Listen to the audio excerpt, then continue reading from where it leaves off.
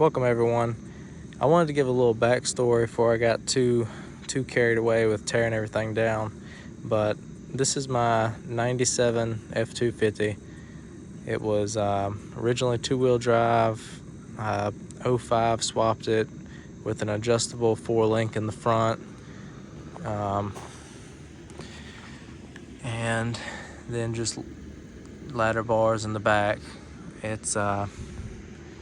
It makes about 800 horsepower with a small shot of nitrous.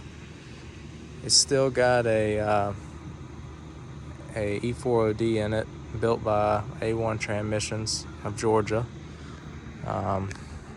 Gearing, I can't remember, 2200 stall or something like that converter. And the motor is basically 455 400s S476 Gen 3 high pressure oil pump. It's got a stage 2 Colt cams in it. The bottom end it's built. It's just manly rods, I-8 girdle, stock pistons with valve reliefs in them, and I mean, just, all the rest of the little stuff, valve springs, push rods, head studs. You see I already got started on it. This side right here, I pulled it down because on Sunday I was testing for Diesel Wars and I hurt the motor. It thought maybe it was just a blown head gasket at first, and I started digging into it a little bit and found that the number 3 cylinder over here has been hurt. So we're gonna tear this thing down, and I'm gonna try my best to film as much as possible so that way we can see it together as everything happens. Obviously you can tell I've already got started on a little bit. The intercooler pipe's off on this side, the injector's already out on this side, me checking everything. So other than that, it's just I've already undone the bell housing bolts, the torque converter bolts, and the motor mounts. So basically just pull the turbo, undo some coolant lines and a little bit of wiring, and then yank this thing out and tear it down to see what's under this passenger side head over here. I know you can probably see it. You can see little bits of metal, even back there and stuff, that shot out of the crankcase filter or breather, whatever. So obviously things are not good, but we'll tear it down. I'll try to film as much as possible and keep everybody up to date with what's going on, but just wanted to give a little backstory before I got too carried away. It's probably gonna be my first video I've ever really tried to document anything, so bear with me a little bit, but we're gonna make it through it.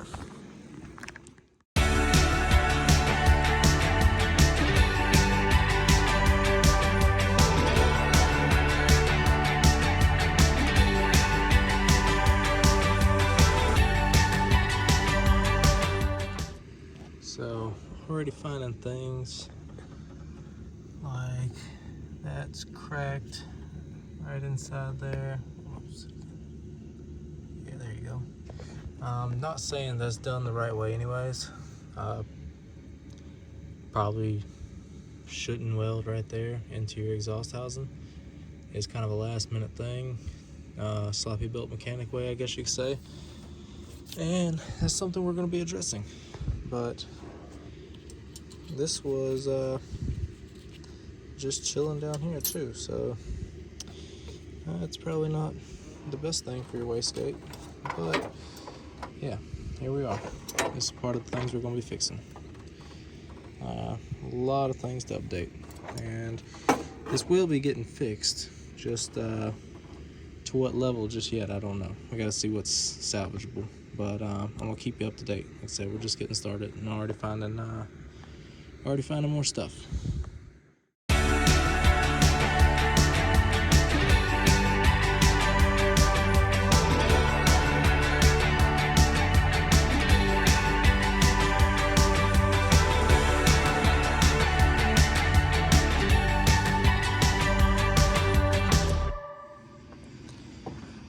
So far we done got basically everything that I remembered to take off. You know, got the ground strap off the back of the motor back there.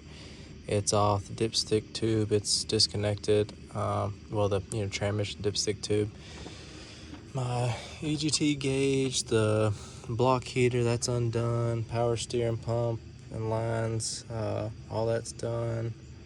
Obviously, radiator, fan shroud, low radiator hose, all the radiator hoses, and yeah, the wiring's just folded over there in the middle. This one is disconnected from over here on the firewall. Well, the starter solenoid. It said firewall, but it's really the fender well. But yeah, I mean, check this stuff out though. We had little pieces of debris all the way up there. Trying to think of what else it was. Let's see. So everything, all that right there literally came out of here. Like, I can probably, yeah, you can hear it. It was just more chunks. And then the actual turbo, she won't doing so hot herself. I noticed there towards the end, I had started to notice a I'm trying to think of how, I mean, basically it was harder to spool up, which, I mean, it's got a little play in it now, but it's still not, it's not like what I've seen in the past. I've ran a whole lot worse before and didn't have any problems, but yeah, like that right there, that is definitely a problem. You can see the crack. Let's see, yeah, you can see the crack right there. And like I said, I know this right here is not technically supposed to be like that. This is for sure a what you would call the sloppy built mechanics way, and it's worked. It's actually worked very well. Look at that. There's literally a piece of a chunk of it. Let's see. Yeah, there you go. Now you can see it. See that chunk right there? Yeah, that actually looks like piston. But that turbo shot though, basically. Yeah. Fan shroud. That transfer case is not actually for this truck. That one's I'm gonna 4-wheel drive swap this dually right here one of these days. Obviously, we got a few other things occupying my time now, but yeah. I guess in the morning time I'll come back, maybe get a helping hand, pull the hood off, and figure out whatever I did with my other lifting eye that goes back here. See, this one's still there, but yeah, I gotta figure out what I did with that one, and I guess pull this fuel line off because it looks like that's right in the way. And then after that, just yank it out. So I'll start this back tomorrow.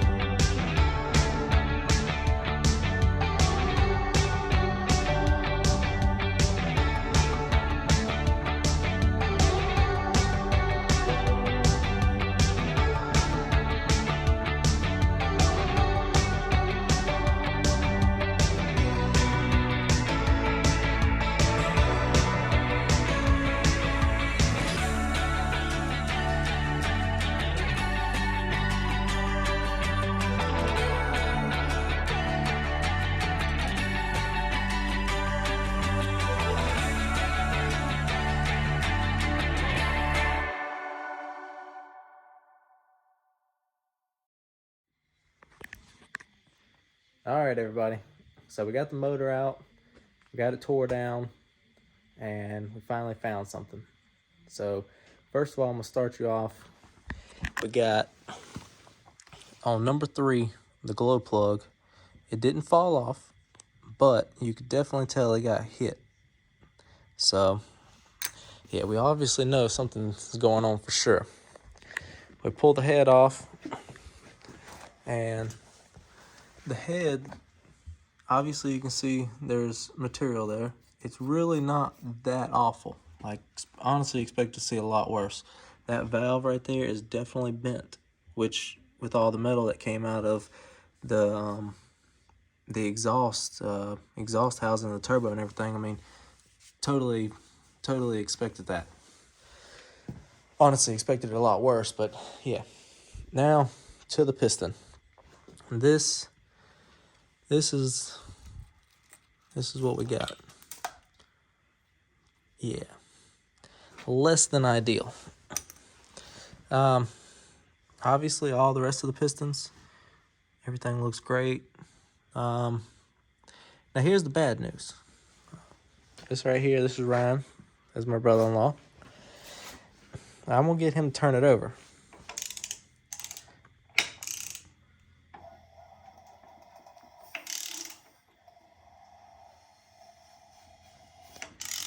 Yeah. We have good compression in all the rest of the cylinders still. But that one, yeah, that one's not moving. So that's definitely not what I want to see. The piston being messed up, honestly, that don't bother me so much. But yeah, that's not very good. So, yeah, we're gonna see what happens. We're gonna try to get this thing either out or down some more, and see how the cylinder wall looks. And as you can see, we are still running stock head gasket with just a fire ring, or not a fire ring, just a O-ring around the cylinders. And I ran it like that with the stock head gaskets for almost 5 years and haven't ever had any problems until now, which this obviously is not a head gasket problem. But so yeah, I'm gonna see what we can do about getting this out and update you after that.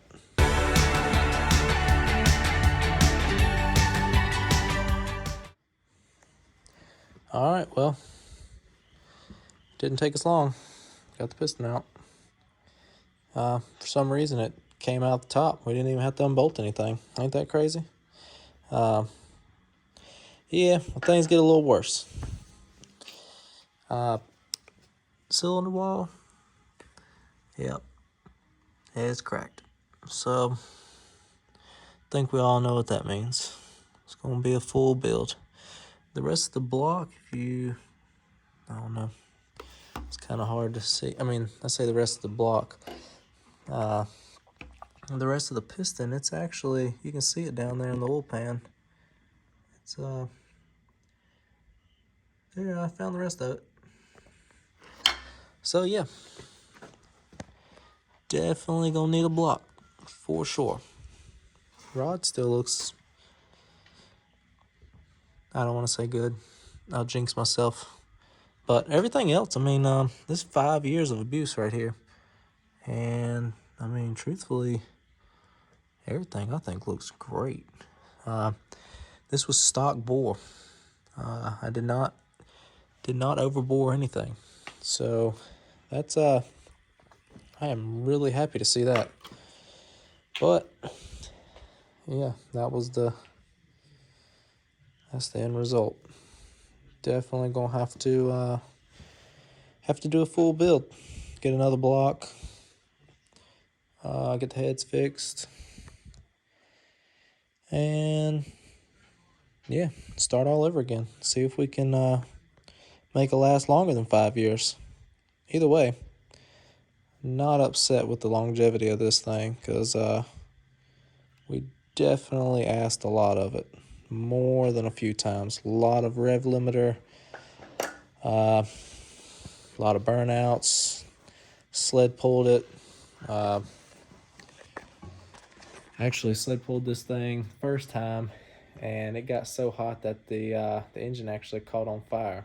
It was, I guess I had an oil leak on the under the up pipes, and it caught on fire. So it's been on fire. Rev limiter. We've been spraying nitrous on it for at least 3 years, consistently. I've done it in 2019 one or two times, but that was just a ghetto fog.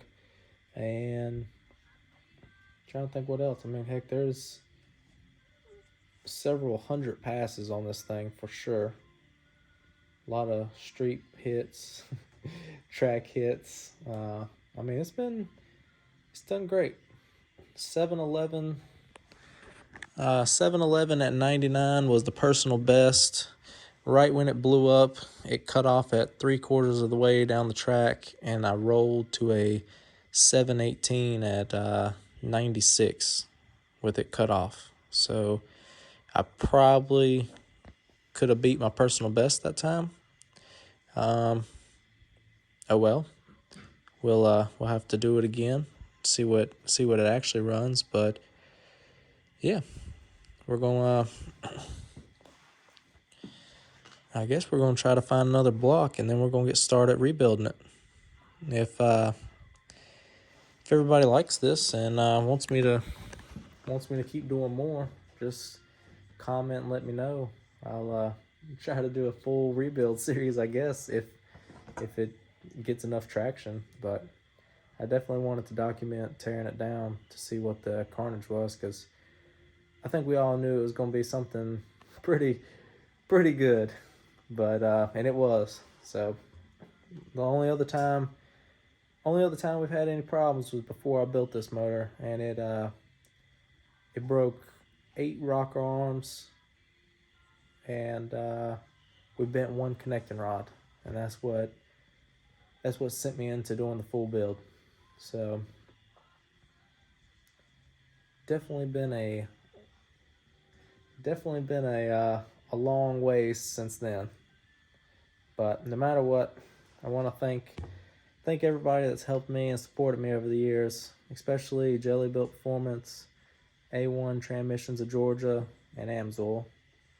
And obviously there was a select few amount of people that actually did help me throughout the years a lot, and I don't even have to say their names. They know who they are, and I want to thank them too. But we're not done yet, and we're going to get this thing back running better than ever, and probably be running 670s when we get it back together. Maybe a little faster, I don't know. We'll see. I want 670s though. So definitely have to get a cage in it and make sure the motor will hold. But yeah, thank you, and we'll maybe see you again.